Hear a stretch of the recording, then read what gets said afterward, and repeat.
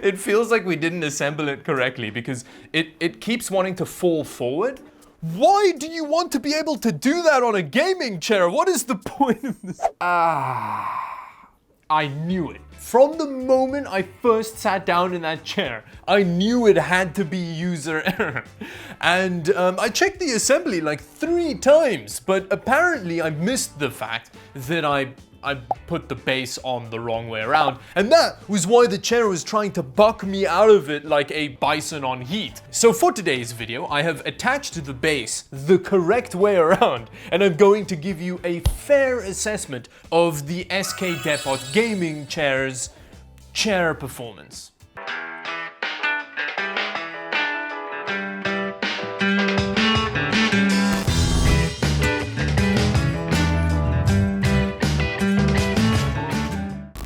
Now just a quick recap for those of you that missed the initial video where I incorrectly assembled a budget gaming chair.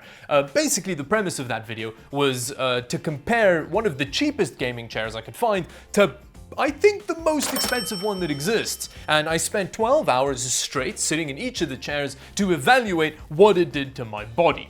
And at the end of the 2 12-hour stretches, I was actually really impressed with my young, youthful, powerful body. Apparently, as a relatively limber guy in his 20s, sitting for 12 hours in a bad chair didn't seem to faze me very much. But I was just being jebaited by my body because over the period of the week, my back just slowly deteriorated to the point where I could barely walk anymore. And I'm still kind of recovering from it. It's been a while, I'm definitely better, but it was a bit touch and go for a while there. So my 2 main takeaways from the video was that the SK Depot chair was terrible, and regardless of what chair you're sitting in, don't sit for 12 hours straight. In between gaming sessions, get up, do a stretch, walk around, go chase your cat around the apartment, whatever, but just don't sit stationary for 12 hours at a time, because even if you're sitting in Nefertiti's lap, it still isn't good for you. Now, a very fair response to that video is, Dawid, maybe the reason your back committed harakiri was because you assembled one of the chairs incorrectly, which is fair enough, and we'll address that in today's video. But first, I need to make some excuses. In my defense, a lot of people in the comment section of that video said that they did the exact same thing with their gaming chair. And it's because A, the instructions are terrible, and B, the base can go on either way around. Now, again, in SK Depot's defense, there is a big arrow on it pointing to the front, which I missed. However, if they just changed the spacing of the holes a little bit, they could have made it so that it can only go on the correct way, so that even if you're a papega like me, you couldn't put the base on the wrong way around, even if you tried. So yeah, there we go. That is my excuse for myself. But anyway, so I put the base on the correct way around, and then decided to spend some time sitting in the chair to see how much better it was.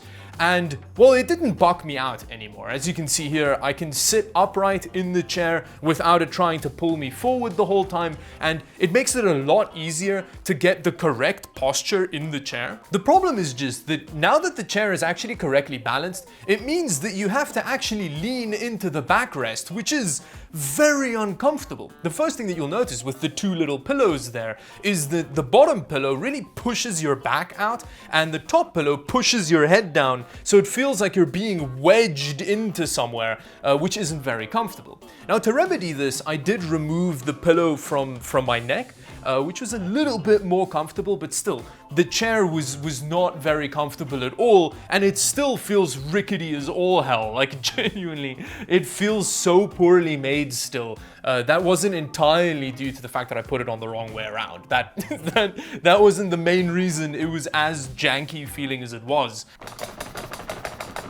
Now, after correctly assembling the chair, I did decide to do another extended stint sitting in it to see how it holds up this time. But I set myself a 2-hour timer because I really did not want to have to spend 12 hours in that chair again.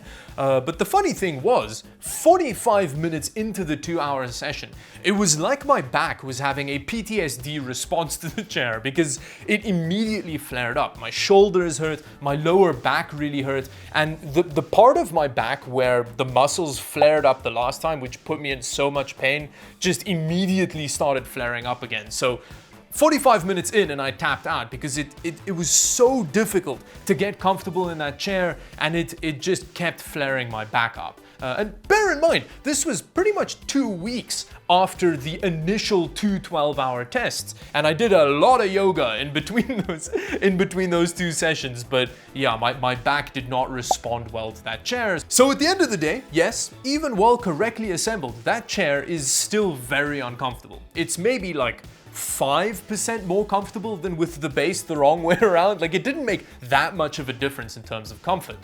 But I think the comfort is still not my main problem with that chair. And the main problem is something that I mentioned at the end of the previous video. And it's the fact that that chair just feels so janky. Again, even with the base on the right way around, it feels like it's not going to last very long, making it seem like a product that's just landfill fodder at this point, and not the correct use of human resources, because it's just going to break down so quickly. So yeah, I think that if you are shopping for a chair, it is really important for you to make sure that A, the chair fits your body type, and that it feels like something that can actually handle your body weight, and not like something that's going to break out from under you when you're sitting on it. And with that, it brings me to the end of the video. Let me know in the comment section down below how your current chair is holding up, like durability wise, and if it's as durable as you expected it to be. It's always interesting to hear about that. Also, we've got some exciting videos coming up soon. We're gonna get Anna to build like a gaming PC kit, and that should go very well. And aside from that, some of you may have noticed that I'm actually at home today as opposed to at the office. Now, the problem is, over the course of the weekend, it seems like one of the pre-builds has actually gained sentience and found a way to interface with some speakers that I have in the office, and they just keep playing obnoxiously loud whale mating sounds for some reason. Now, I would just turn it off. The problem is, this sentient pre-build has actually gotten access to a taser, which it uses to tase me vigorously in the belly button every time I get near to it. So I'm kind of trying to figure out how to deal with this. The neighbors are all very angry because they're sick of hearing just engorged whale sounds. So I don't really know what to do about it. I'm thinking I should hire someone to help me just kind of release it into the street and then hope that someone else deals with it. I think that's probably the most responsible way to deal with just like a very aggressive, aroused whale sentience. But anyway, with that, thank you very much for watching. If you enjoyed the video, like and subscribe to the channel for more videos like this one. And until the next video, bye-bye.